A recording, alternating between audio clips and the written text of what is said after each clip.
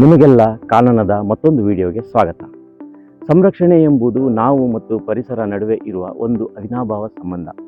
ಖ್ಯಾತ ಪರಿಸರ ತಜ್ಞರಾದ ಆಲ್ಡೋ ಲಿಯೋಪೋಲ್ಡ್ ರವರು ಹೇಳಿದ್ದಾರೆ, ನಾವು ನಮ್ಮ ದಿನನಿತ್ಯ ಜೀವನ ಶೈಲಿಯಲ್ಲಿ ಪ್ಲಾಸ್ಟಿಕ್ ಇಲ್ಲದೆ ಯಾವುದನ್ನು ಬಳಸುವುದೇ ಇಲ್ಲ ಹಾಗಾಗಿದೆ. ನಮ್ಮ ಈ ಜೀವನ ಶೈಲಿ ಹಾಗೊಂದಿತ್ತು ಕಾಲ, ಸ್ವರ್ಣಯುಗ, ತಾಮ್ರಯುಗ, ಕಬ್ಬಿಣ ಯುಗಗಳೆಂದು. ಆದರೆ ಈಗ ಪ್ರಸ್ತುತ ನಾವು ಇರುವುದು ಪ್ಲಾಸ್ಟಿಕ್ ಯುಗ ಎಂದರೆ ತಪ್ಪಾಗಲಾರದು. ನಾವು ಬೆಳಿಗ್ಗೆ ಎದ್ದಾಗಿನಿಂದಲೂ ಶುರುವಾಗುವ ಈ ಪ್ಲಾಸ್ಟಿಕ್ ಎನ್ನುವ ರಾಕ್ಷಸನ ನಂಟು ನಾವು ರಾತ್ರಿ ಮಲಗುವವರೆಗೂ ಒಂದಾದರೂ ರೂಪದಲ್ಲಿ ನಮ್ಮ ಜೊತೆ ಇರುವಂತಾಗಿದೆ. ಈ ಪ್ಲಾಸ್ಟಿಕ್ನಲ್ಲಿ ಏಕಬಳಕೆಯ ಪ್ಲಾಸ್ಟಿಕ್ ಅಂದರೆ ಒಮ್ಮೆ ಮಾತ್ರ ಬಳಕೆಯಾಗುವಂತಹ ಅರ್ಹವಾದ ಪ್ಲಾಸ್ಟಿಕ್ಗಳು ಇವಾಗಿವೆ. ನಮ್ಮ ಜಗತ್ತಿನಲ್ಲಿ ಒಟ್ಟು ಪ್ಲಾಸ್ಟಿಕ್ ಉತ್ಪಾದನೆಯಲ್ಲಿ 40% ಏಕಬಳಕೆಯ ಪ್ಲಾಸ್ಟಿಕ್ ಆಗಿದೆ. ಅಂದರೆ ಈ ಪ್ಲಾಸ್ಟಿಕ್ಗಳು ಸುಲಭವಾಗಿ ವಿಘಟನೆ ಹೊಂದುವುದಿಲ್ಲ.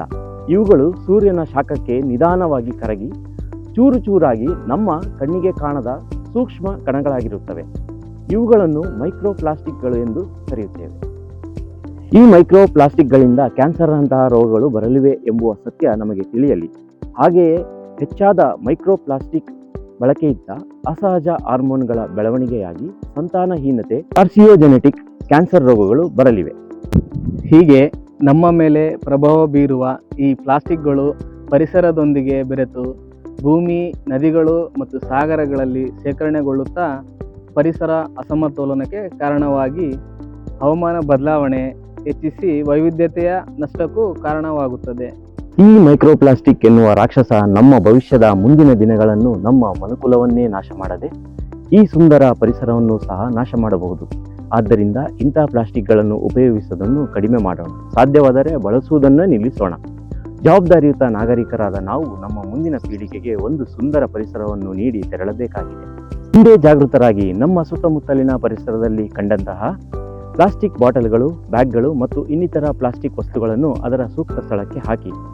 ಸಾಧ್ಯವಾದರೆ ಕಾಡಂಚಿನ ಪ್ರದೇಶಗಳಲ್ಲಿ ಹಾದು ಹೋಗುವ ರಸ್ತೆ ಮಾರ್ಗಗಳಲ್ಲಿ ಪ್ಲಾಸ್ಟಿಕ್ ಎಸೆಯುವುದನ್ನು ನಿಲ್ಲಿಸಿ. ಈ ನಮ್ಮ ಸಣ್ಣ ಬದಲಾವಣೆಯಿಂದ ಸ್ವಸ್ಥ ಸುಸ್ಥಿರ ಭವಿಷ್ಯದ ಮುನ್ನಡೆಯತ್ತ ಕೊಂಡೊಯ್ಯಬಹುದು. ತಡವಾಗುವ ಮುನ್ನ ಹಿಂದೆ ಎಚ್ಚೆತ್ತುಕೊಳ್ಳಿ. ಪ್ಲಾಸ್ಟಿಕ್ನಿಂದ ಈ ಪರಿಸರವನ್ನು ಕಾಪಾಡೋಣ. ಈ ಒಂದು ವಿಡಿಯೋ ನಿಮಗೆ ಇಷ್ಟವಾದಲ್ಲಿ ನಮ್ಮ ಚಾನಲನ್ನು ಸಬ್ಸ್ಕ್ರೈಬ್ ಮಾಡಿ, ಹಾಗೆ ಲೈಕ್ ಬಟನನ್ನು ಒತ್ತಿ.